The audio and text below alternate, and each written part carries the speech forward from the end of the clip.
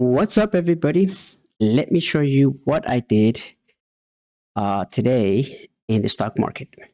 So obviously, as you can see, I decided to go with OXY once again. Why? Because if you look at the chart uh, right behind me, it was basically saying the price is going up. But if you noticed, this candle, the last candle, was barely touching the 200 EMA. And as you noticed, the 200 EMA sometimes it'll act as resistance, meaning the price will get up to the 200 EMA and then it'll come back down. Why? Because basically that's resistance, right? It can't pass that point. However, sometimes the price will drop and we'll try again, hit the 200, it'll stop and it'll come down. But maybe the third time, boop, it'll go past the 200, and that's when the price starts going up. So I'm gonna show you the video and I'm gonna tell you what I did because I placed two trades with the same company. In the first trade, I basically when I got in, the price started going down and I had to quit. I had to get out, and I lost $600. I waited my 5 minutes, and then I went back in, and that's how I was able to recover what I had lost and made a little bit of money. So there. As you notice, the green candle tried to pass the 200 EMA, but it couldn't. Then the next candle, the one that you're looking at right now, it started going down. Obviously, it hit the 200 resistance and the price drops. So I was like, okay, let me see if it'll drop, down to 58 or 57, or it's just gonna try again. And sure enough, it went down here, but then it actually started going back up. And this is when I said, okay, that was a small drop, a small pullback. And I was under the impression that it was just going to go boop. But it did pass 200 EMA. And then this is when I got in. Like I said, two trades. I placed two trades today. This is the first one. And unfortunately, it also hit the 200 EMA and the price kind of started dropping, as you can see. So I was like, uh-oh, the trade is not going on my way. The trade is not working out for me. I'm going to have to get out. And the price kept dropping. Look, I was down 619. And, well, yeah, I know it went over 600. But then I decided, nope, the price is not going up. And right about here, that's when I said, I think I need to get out because the price is just not, it ran out of fuel. Actually ran out of fuel. And right there, I hit flatten, basically get me out. $5.99. So that's $600 that I lost.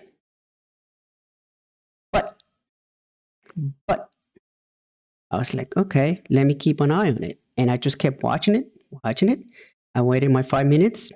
Usually when I get out from a trade, I try not to go back into that same company after 5 minutes. I like to wait at least 5 minutes just to make sure the price is not looking like it's going up, but then it becomes a trap because it'll do this. So I like to give it 5 minutes and then I'll try again.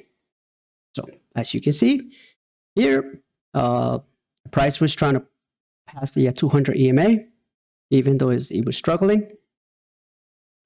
But boom, there it is. It's a more of a solid bar, and that's when I said, okay, I think we're going up. If you look at the 20 EMA, which is the white line, the 20 EMA was about to, do this.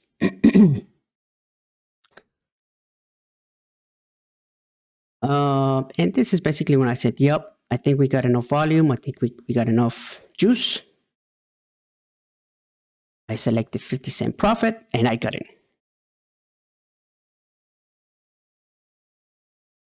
I was still skeptical. As you can see, my mouse pointer was on top of the flatten button, just in case I needed to eject. Emergency GTFO. But I had to wait. You have to give it some, a chance to cool off, and so it'll keep going up. And there, the price just started going up. I just extended my chart. My account turned red. Basically, I recovered the 600, and now I was starting to make a little bit of money here. Boom, out. Now, let me, for those of you who are trying to learn this business, I noticed that when the price, like in this case, is if the price is, the next price is 60, the price will come up to, in fact, in this example, as you can see right now, the price went up to 59.99. And I'm going to show you what happened after that. I like to buy, if I'm going to buy 50 cents profit, I like to do it at 49, 48. This way, plus 50, it's 98 or 99. It's not the next number over, because that next number, like in this case 60, could be, sometimes it'll behave like it's resistance. I've noticed that. And here's a good example. The price started going down after this point. Now, it doesn't mean that every time you hit 60, it'll do that. It could be 55, it could be 27, it could be whatever, right? And sometimes it'll also happen if the price is going from, let's say, 59, 20, 30, and then when it's about to hit 50, it'll get to 59, 49, and then it won't pass 50. For some reason, 50 cents or the next number, 60, that'll act as resistance. Not always, but keep that in mind. So, and like I said, this was a good example.